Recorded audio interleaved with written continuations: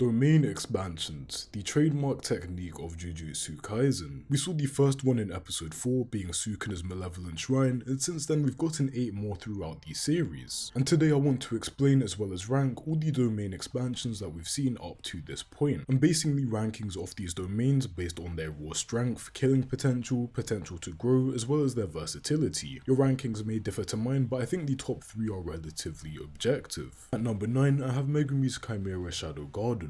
It's made an appearance 2 times in the series, and both of those times it's been incomplete. Once against the Finger Bearer and again in the fight against Reggie. So what does Chimera's Shadow Garden actually do? Against the Finger Bearer, the domain flooded the cave with fluid shadow. Within the shadow, Megumi is able to freely construct multiple amounts of Shikigami. He was able to create multiple toes to hold the Finger Bearer down, was able to use toes to surf on the fluid shadow, and as well as that, he was able to create a shadow clone which allowed him to strike the final blow on the Finger Bearer. In the Reggie fight, the domain was still incomplete, however he did show that it was more refined, and we got to see Megumi be more creative with it. His domain being incomplete actually turned out to be a good thing in this case though. An anti-domain technique such as Hollow Wicker Basket had no effect, as Megumi's domain doesn't have a sure hit. In its current state, all the domain does is extend the 10 Shadows technique, and expand its potential to 120%. As we saw in the Reggie fight, he was able to figure out a weakness of the domain. Megumi is forced to bear the weight of what he keeps in his shadow. The main reason I gave Megumi's domain last place is because it's incomplete. The fact that it lacks a sure hit was able to be used as an advantage in this case, but if Megumi ends up fighting stronger and more experienced opponents in the Culling games, they may be able to adapt faster than Reggie did. I do think that the potential of this domain could be relatively high, and it seems to have a lot of utility, but again, it being incomplete is its downfall. The next domain at number 8, which was relatively short-lived, was the Smallpox deities. The way this domain works is extremely simple. The domain allows the deity to instantly trap any opponent in a coffin. After performing a hand signal, a giant stone is dropped onto the coffin, and as a result, the opponent is trapped underground. After the coffin is underground, a count starting from 3 begins, and if someone is unable to escape the coffin within 3 seconds, they succumb to a disease and die instantly. The sure hit aspect of the domain is trapping opponents in a coffin, and it seems like a coffin can be summoned relatively quickly, looking at the fight with Mei. It seems like the gravestones themselves also deal a decent amount of damage, as a special grade sorcerer Mei stated that if she takes a couple hits from it, she won't be able to move freely. It's pretty easy to see that this domain is relatively powerful. In order to consistently escape it, you need either enough raw physical strength or a curse technique that can destroy both the coffin and the gravestone. Either way, both getting hit by the technique and breaking out seems like it will definitely chip away at your stamina and cursed energy. The domain does have 2 glaring weaknesses though. It can only hit 1 person at a time and targets the 1 person with stronger cursed energy. On top of this, the gravestone, which is the most important part of the ability, will not appear if the person inside the coffin has an anti-sure hit ability like Simple Domain or Hollow Wicker Basket. At this point in the series, it seems like a lot of characters have access to an anti-domain ability in some shape or form, so while the domain is strong, there are relatively easy ways to escape it, which I can't say is true about the next domain on the list at 7, Deadly Sentencing. Deadly Sentencing is a very nuanced domain that works like this. Upon its initial activation, all forms of physical violence are prohibited, both from Higuruma and the other person in the domain. A Shikigami named Judgeman is also present in the domain. If you couldn't tell, the domain is based off of a courtroom. Judgeman presents information to do with something that breaks the law, and in the first case of Yuji, it was him entering a gambling building while being under 18. After the information is presented, Yuji has a chance to do one of 3 things: be silent, confess, or deny the information. Higuruma is able to offer a rebuttal after Yuji chooses an action, and after that, Judgeman delivers a lawful judgment. In the case that the defendant is guilty, Judgeman has the ability to confiscate the defendant's curse technique, or if they have none, their cursed energy, and violence is then no longer prohibited. If the defendant is guilty of a severe crime like Yuji's mass murder, Higuruma's gavel would change shape into an executioner's sword. Without exception, anybody cut by this sword will die. As Higuruma said, if someone's curse technique is taken, their control over cursed energy is also weakened. As a lot of Jujutsu sorcerers and curse users have killed people, some in self-defense, some just for the sake of it, it's fair to assume that a lot of these characters would get the death penalty, especially in the Culling games. The fact that the executioner's sword can also just one-shot people is also pretty insane. insane. If Higuruma learned to become extremely adept in close range fights, then this domain could be even better, and I think its potential to grow is relatively high. At number 6, I have Horizon of the Captivating Skandha, Dagon's domain. Rather than using hand seals like every other domain, Dagon is able to form a seal on his stomach. Within this domain, Dagon is able to freely control water, but that's not the main part of the domain. The short hit technique are fish shikigami, which instantly consume anything that they touch. Nanami and Maki are seen getting shredded by the fish, and while Naobito was able to use Fallen Blossom emotion to counteract the Death Swarm, Dagon was still able to attack him. The Death Swarm is described as an endless stream of shikigami, and the only way that this was stopped was by Megumi engaging Dagon in a domain battle, which negated his short hit. This domain's ability to overwhelm 4 relatively powerful sorcerers is extremely impressive, and the only reason they were able to win the fight was because Toji is Toji and also had the playful Cloud on hand. In a one-on-one situation, unless you're able to engage in a domain battle like Megumi did, this domain seems extremely potent. At number 5, I've got Coffin of the Iron Mountain, or Jogo's domain. The domain looks like an active volcano, and the residual heat from the domain alone is stated to be able to burn up normal Jujutsu sorcerers. We didn't get to see much of the actual domain apart from one attack because his opponent was Gojo, but against pretty much any other sorcerer, and just looking at how powerful Jogo is, I can see this domain being extremely problematic. At number 4, I have what is probably the most confusing domain we've seen so far, Hikari's. I'm not going to try and explain in depth because I myself don't understand it too well, but it's a luck based domain, and when Hikari hits a lucky roll, he gets a power up, the jackpot being a state of infinite cursed energy for 5 minutes. In this state, Hikari's body learns reverse curse technique and is able to heal himself automatically. He's also able to change the coordinates of the domain as shown in the Kashimo fight. The versatility of his domain seems pretty high, and I feel like there's a lot we haven't seen from Hikari, so the potential is definitely there. And at number 3, I have the self-embodiment of perfection. This domain buffs Mahito's normal curse technique, which is idle transfiguration, by allowing it to hit its targets 100% of the time. As Yuji has 2 souls within him, Sukuna lashed out at Mahito, and as a result, Yuji was able to counteract the domain. It's pretty self-explanatory as to why this domain is number 3. If you get hit by it, you just lose instantly, unless you're able to react in time and perform simple domain or have 2 souls. At number 2, I have Unlimited Void, Gojo's domain expansion. It's very refined as it was able to instantly take over Jogo's domain, and the domain itself is extremely powerful. The domain expansion brings its victims into Limitless itself and fills their brain with information. The target can see and feel everything while not being able to see and feel anything. The technique instantly immobilizes its targets and allows Gojo to finish them off promptly. Due to the refinement of this technique, I doubt there's any domain except for one which can probably beat it in a domain battle, and because of the nature of this domain, I wouldn't be surprised if it somehow counteracted simple domain as well. It also seems pretty unreactable, as soon as the domain was activated, Jogo was finished. And for number 1, to probably no one's surprise, Malevolent Shrine. Malevolent Shrine differs from every other domain expansion. It doesn't create a separate space making a barrier, but rather Sukuna is just able to physically manifest a domain without one, and provide a physical escape route. Because of this, the range of these straw hit techniques, which are a series of cleave and dismantling attacks, are increased to a 200-meter radius. Because Sukuna's domain doesn't have a barrier, it's likely that if someone attempted a domain battle, he'd be able to just cleave and dismantle the barrier itself and instantly break the domain. The attack potency of the domain is also one of the most destructive things we've seen in the series, bar Max Meteor and Hollow Purple. And yeah, that's all